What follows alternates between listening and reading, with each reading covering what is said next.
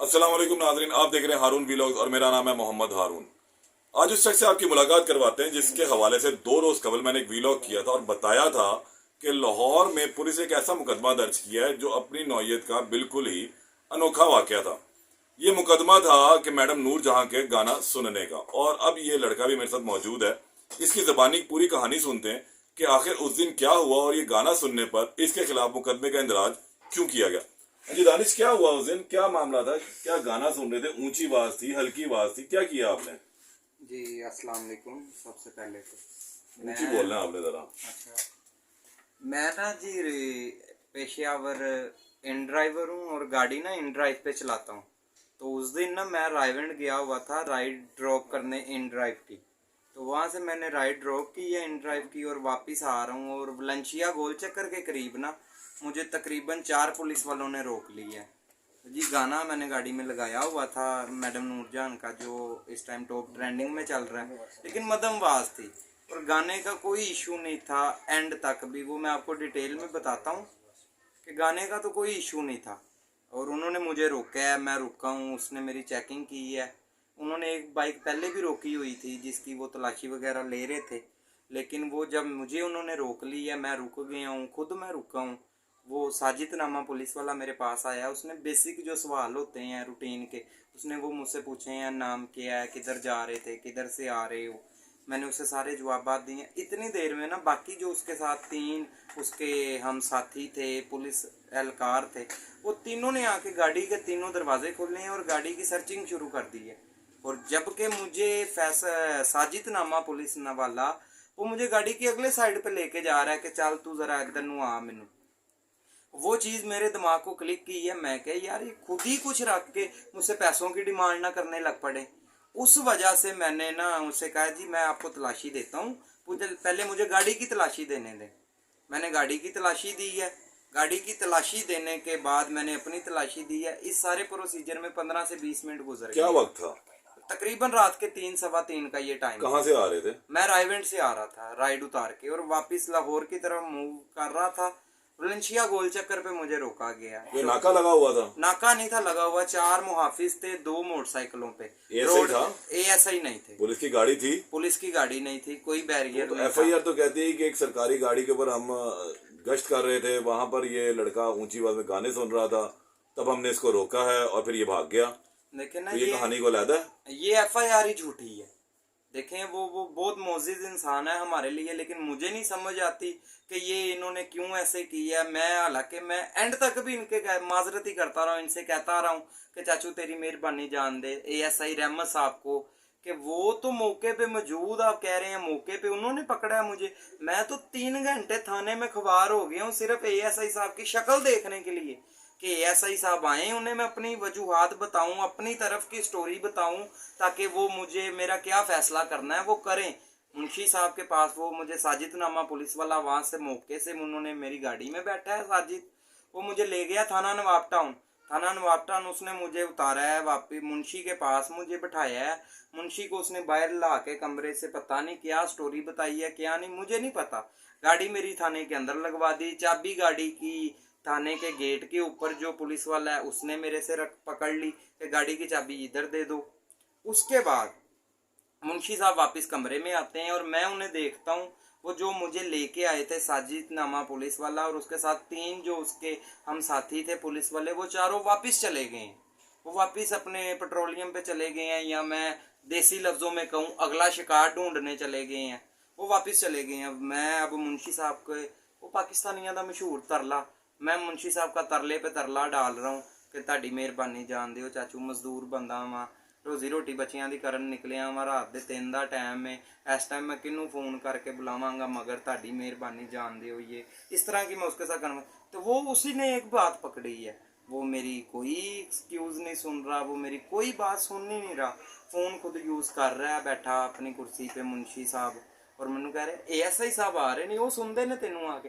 मैं कहा जी उन्होंने किदों आना है, आ रहे ने 10 मिनट तक। वो 10 मिनट करते करते करते करते 3 घंटे बाद एएसआई साहब आते हैं और वो पीछे से ही बड़े गुस्से में आते हैं। आते ही वो कहते हैं ਤੁਹਾਡਾ ਜਵਾਈ ਭਾਈ ਇਹਨੂੰ ਤੁਸੀਂ ਭਾਇਆ ਇਹਦੇ ਤੇ ਪਰਚਾ ਦਿਓ, ਇਹਨੂੰ ਅੰਦਰ करो।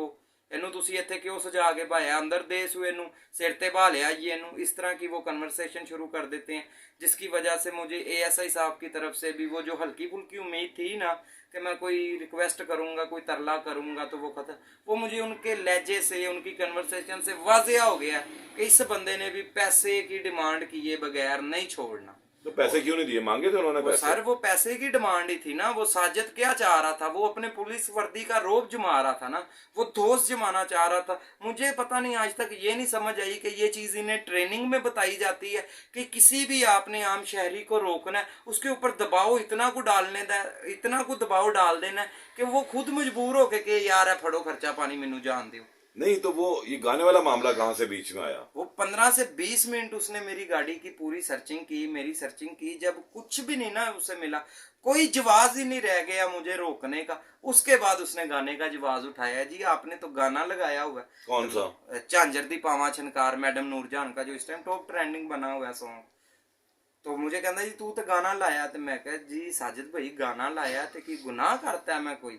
कहता नहीं तेनू नहीं पता आज केड़ा दिन है? मैं कहा जी मुझे पता है आज कौन सा दिन है, हम खुद ये जश्न मनाते हैं, हमने बल्कि जश्न मनाया है, तो मुझे पता है, लेकिन वो दिन गुजर गया, मेरे मुंह से ये अल्फाज निकलने की देर थी। उसने कहा जी अगर वो दिन निकल गया तो ये तेनू पता है ना, ये मैनू पता है दिन निकल गया। मैं जो तेरे ते परचा 2 दिन पिछे दा दांगा तो फिर तो सारे कहनगे ना कि उस दिन ही तू लाए ने। ये साजिदनामा पुलिस वाले के मुंह के अल्फाज हैं। उसके बाद वो मुझे गाड़ी मेरी मूव करवाता है, गड्डी स्टार्ट करते ना गल ही कोई नहीं करनी, ते परचा देना है, जेड़ी तू मुछ रखी तेरी मैं मुछ ला देनी, तेनू मैं लम्या पा के ये करांगा वो करांगा। इतनी ज़्यादा उन्होंने लूज टॉक की, इतना ज़्यादा उन्होंने थ्रेड किया कि मैं ऑन कैमरा ये चीज़ें बता भी नहीं सकता कि वो अपना ही बिस्ती का बाइस है ना, कि वो मैं किससे कह रहे थे, कह तो मुझे ही रहे थे ना वो, इसलिए वो मैं चीज़ें चले बताना भी नहीं गवारा समझता, छोड़ दें। इतनी ज्यादा उन्होंने मेरी बिस्ती की, या इतना ज्यादा एसएचओ के सामने नहीं पेश किया? एसएचओ साहब तो सोए हुए थे। एसएचओ साहब को उन्होंने क्यूरी भेजी, एसएचओ साहब ने कोई पता नहीं डन किया है, अंगूठा भेजा है, जो भी किया मुझे क्या पता है जी। मुझे वो 7:15 बजे के करीब, 7:15 बजे के करीब मुंशी साहब कह रहे हैं कि जब मुझे पता लग गया ना कि इन्होंने हवालात के अंदर मुझे कर दिया, पर्चा दे दिया इन्होंने, मैंने कहा जी मुझे मेरे अबाउजदाज से बात करवा दे, मैं घर पीछे किसी को इन्फॉर्म कर दूं कि जी मुझ पर पर्चा हो गया तो आए। तो वो जी मुझे कहते हैं, ये मुंशी साहब के मुंह के अल्फाज हैं कि यार ये रुक जा, ऐ देख, मुझे अपने मोबाइल पे टाइम दिखाते हैं कि 7:15 हो गए ने, 7:30 बजे एसएचओ साहब नू मैं उठाना है, एसएचओ साहब तो पूछ के तेरा पर्चा कटना है। अगर एसएचओ साहब ने कहा कट दो तो पर्चा दे देंगे, अगर एसएचओ साहब ने कहा छड़ दो तो एसएचओ साहब ने कहा छड़ दो तो छड़ दांगे, तेरी जान खलासी हो जाएगी, तेनू घर जान दी भी, घर वालियां नू दसन दी भी जरूरत नहीं पेगी। घर नहीं छोड़ा, लेकिन नहीं छोड़ा, उन्होंने कहा जी पर्चा हो गया। उसके बाद जी वो रिहाई कैसे हुई? रिहाई जी वो नैप कोड के किसी बंदे के साथ मेरी डील। कितने पैसे लगे? मेरा 13 से 14,000 रुपया। कमाने कितने गए थे? 3,000 रुपया। 3 का 15 देकर आ गए? हाँ 3 का 15 दे के आया, 5 गुना ज्यादा दिया पंजाब पुलिस की वजह से। पंजाब पुलिस को नहीं। दोबारा गाना सुनोगे?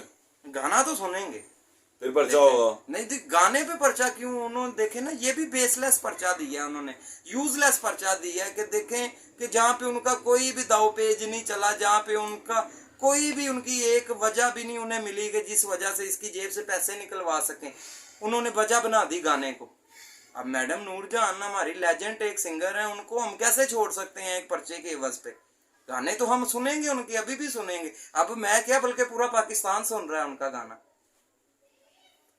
आला पुलिस अफसरान से क्या अपील करोगे? मेरी पर्चे की इंक्वायरी होनी चाहिए दोबारा। हाँ बेशक होनी चाहिए। देखें मैं अगर गलत हूँ ना, इसके ऊपर भी कोई एक आधी एफआईआर या कोई दफा लगती है वो मुझ पे लगाएं, लेकिन इंक्वायरी तो करें ना। सॉफ्टवेयर अपडेट करवाना है? नहीं, सॉफ्टवेयर अपडेट नहीं करवाना। मेरी बात करने का वजूहात ही ये है कि बात का पता तो चले ना, मुझ पे ये इल्जाम लगे हैं या मुझ पे इतना ज्यादा। एएसआई साहब ने बीच में कहा है कि जी ये मुलजिम भाग गया, इसे सर्चिंग करके पकड़ा गया, इतना कुछ उन्होंने एफआईआर के अंदर लिखा है जी। इससे पूछा है, ये कहता है जी मेरा शौक है ऊंची आवाज में गाना सुनना, मेरी प्राइवेट गाड़ी है। नहीं इस तरह की तो मैं ये आपको बता रहा हूँ ना, वो प्राइवेट गाड़ी का जिक्र सिर्फ उस जगह पे आया है जिस जगह पे मैंने कहा मेरी प्राइवेट गाड़ी है, मैं आपको खुद चेक करवाता हूँ। मेरी प्रॉपर्टी है। मेरी प्रॉपर्टी तो जाहिर बात है, ऊंची आवाज में गाना सुनूं आपको क्या? नहीं, तो मेरा शौक है। ये अल्फाज नहीं इस्तेमाल किए मैंने, ना मैंने ये बोला है। और ये तो 20 मिनट बाद उन्हें गाने का पता लगा कि गाना भी मैंने लगाया।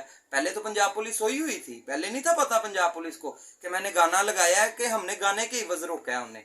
वो तो क्या जब अपील करोगे आला अफसरान से? मेरी यही अपील है कि ये केस को रीओपन करके सुना जाए, मेरी साइड भी सुनी जाए। अच्छा, उसके बाद वो कहते हैं एफआईआर के अंदर कि मैं भाग गया हूँ, मुझे पकड़ा गया, तो उस पूरे रोड पे कैमरे लगे होंगे कहीं, वो वीडियो निकल आएंगी ना जब। अगर मैं यू ऑन कैमरा बैठ के कानून के ऊपर कहूँ कि कानून ने मेरे साथ ज्यादती की है, तो कानून अपने अपने आप को राइट साबित करने के लिए डाटा निकालता है ना, तो वो डाटा आ जाएगा सामने, सारा कुछ वाज़ेह हो जाएगा।